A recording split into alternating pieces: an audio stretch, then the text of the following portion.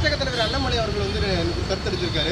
என்னன்னா அதிமுகவுக்கு எம்ஜிஆர்னா பாஜகவுக்கு மோடி தான் அப்படின்னு இருக்காரு.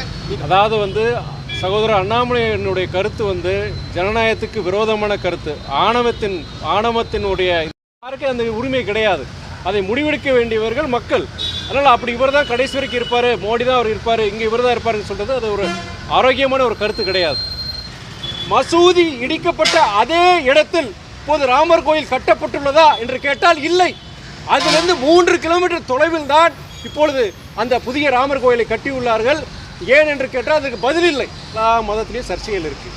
ஆனால் எந்த ஒரு மதமோ எந்த ஒரு இறைவனோ மனிதர்களிடையே பகை உணர்வை தூண்டிவிட்டு மனித உயிர்களை காவு வாங்கி அங்கே கோவிலை அமைத்து அங்கே இறைவனை வழிபட வேண்டும் என எந்த மதமோ கடவுளை சொல்லல் தான் சொல்லுவேன் நான். அது எல்லா மதத்துக்கும் இது இந்து மதத்துக்கு மாத்திரம் கிடையாது, இஸ்லாத்துக்கும் பொருந்தும், கிறிஸ்தவ மதத்துக்கும்